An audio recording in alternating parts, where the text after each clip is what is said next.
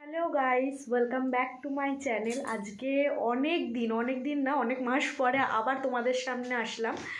আজকে প্রায় 1 বছর পর আবার আমরা ঘুরতে যাচ্ছি। কোথায় আবার তোমরা সবাই জানো আমি কোথায় ঘুরতে যাই, দীঘা আর পুরী। তা ভিডিওটা আমি আজকে এখান থেকে শুরু করছি। এখন ঘড়িতে বাজে এই 9টার মতো। আর আমি তো মোটামুটি রেডি, শুধু সোয়েটার পরাটা বাকি। এভাবে তো রাস্তায় বেরোনো যাবে না, কারণ ভীষণ ঠান্ডা বাইরে। আর কুট্টুসকে এখন রেডি করাবো। ওদিকে আমার মা রেডি হয়নি এখনও, রেডি হবে। কুট্টুসও রেডি হয়নি, হবে। আর আমার বাবা অলরেডি দীঘায় চলে গেছে। বাবা মঙ্গলবার দিন দীঘা চলে গেছে, ওখানেই এখন রয়েছে।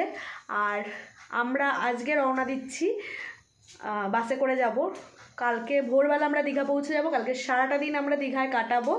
কালকে রাত্রেবেলা আমরা আবার পুরীর উদ্দেশ্যে রওনা দেব। তা তোমরা ভিডিওটা দেখতে থাকো। আর তাহলে চলো ভিডিওটা শুরু করি। আমরা এবার পুরোপুরি রেডি। কুট্টুসকে একটু ভালো করে দেখিয়ে দিই। দাঁড়াও বাবা, দাঁড়াও। ও বাবা, হেলান দিয়ে দাঁড়িয়ে থাকলে দাঁড়াও।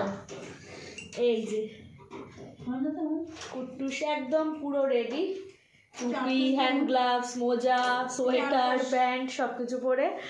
আর এই যে মাও পুরো রেডি। 9:30 প্রায় বাজতেই যায়, আমরাও বেরাবো এবার। ওদিক দিয়ে বাবা বারবার করে ফোন করছে যাওয়ার জন্য। মানে আমরা এখন রাজবেরিয়ায় যাব, রাজবেরিয়ায় গিয়ে ওখানে দোকানে গিয়ে বসবো, বাবার দোকানে। তারপর বাস যখন ছাড়বে, সেটা 10টাও হতে পারে, 11টাও হতে পারে, তোমাদের সাথে শেয়ার করব। আমাদের কিন্তু রাতের খাওয়া দাওয়া সব কমপ্লিট। আমরা খেলবে, ঠিক আছে, চলো তাহলে দেখতে থাকো। শীতের রাতে রাস্তাঘাট পুরো ফাঁকা, শুনশান। কেউ বলবে 9:30 10টা বাজে। বাবার দোকানে এসে বসে আছি। প্রায় রাত 11:30টার দিকে বাস ছেড়েছিল। বাসের ভিতরটাও তোমাদের একটু ঘুরিয়ে দেখালাম। কোলাঘাটে বাসটা দাঁড়িয়েছিল ওই আধ ঘন্টার মতো। আর কুট্টুস ঘুমাচ্ছিল বলে আমি না তখন বাস থেকে নামিনি। আমরা ভোর 5:30টায় দীঘা পৌঁছে গিয়েছিলাম।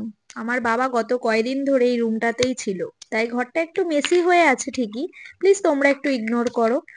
আর আমি হালকা করে ঘরটা তোমাদের একটু ট্যুর দিয়ে দিলাম। এরপর দেখো আমরা সকালে টিফিন টিফিন খেয়ে বাইরে বেরাবো, আর দেখো বৃষ্টি চালু, পুরো মানে মাটি করে দিয়েছে দিনটা।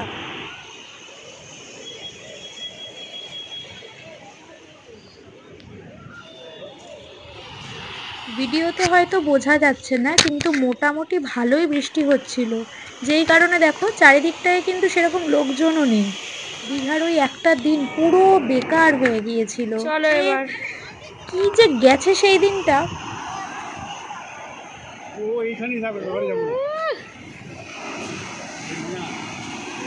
সেই দিন দুপুরে মেনুতে ছিল ভাত, ডাল, বেগুন ভাজা আর খাসির মাংস। বৃষ্টির কারণে যেহেতু পুরো রুম বন্দি হয়ে গিয়েছিলাম, তাই লাঞ্চের পর আর কোনো ক্লিপই নিইনি।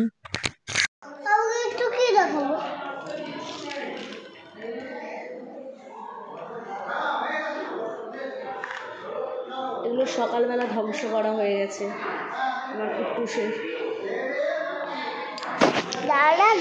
এখন ঘড়িতে বাজে 9টার মতো। ডিনার সেরে একটু হালকা রেস্ট নিয়ে আবার আমরা রেডি হয়ে গেছি পুরী যাব বলে।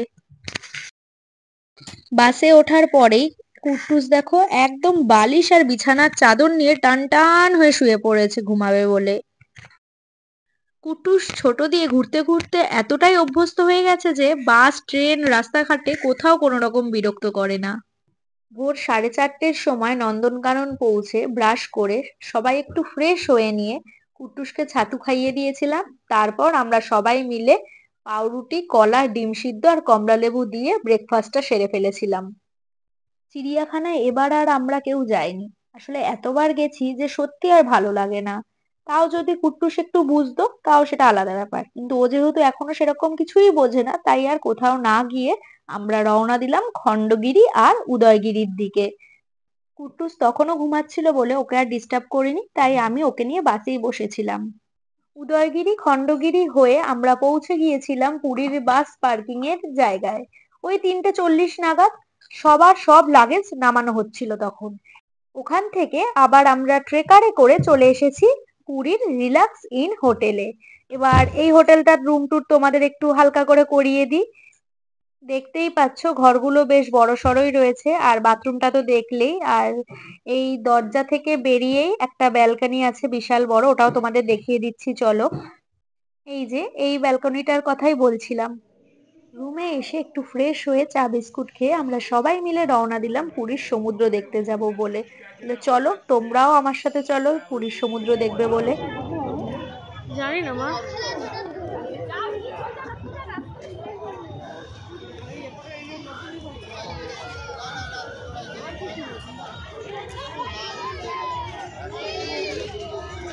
পুরীতে কিন্তু সেরকম একটা ঠান্ডা ছিলই না, কিন্তু সমুদ্রের ধারে এতই হাওয়া দিচ্ছিল যে আমরা বেশিক্ষণ থাকতেই পারিনি ওখানে। তারপর ওয়েদারটাও একটু মেঘলা মেঘলা ছিল না। চলে এসেছি পুরীতে। এই যে কুট্টুস, বাবা, মা, আমিও রয়েছি বসে। কি বাবা, ওর বায়না শুরু হয়ে গেছে, এটা লাগবে ওটা লাগবে, একটার পর একটা কিনে দেওয়া হচ্ছে, তাও ওর হচ্ছে না। কি সুন্দর লাগছে, দিনের বেলা আরো ভালো লাগবে। তারপর আমরা একটু ঝালমুড়ি খেয়ে দিলাম সবাই মিলে।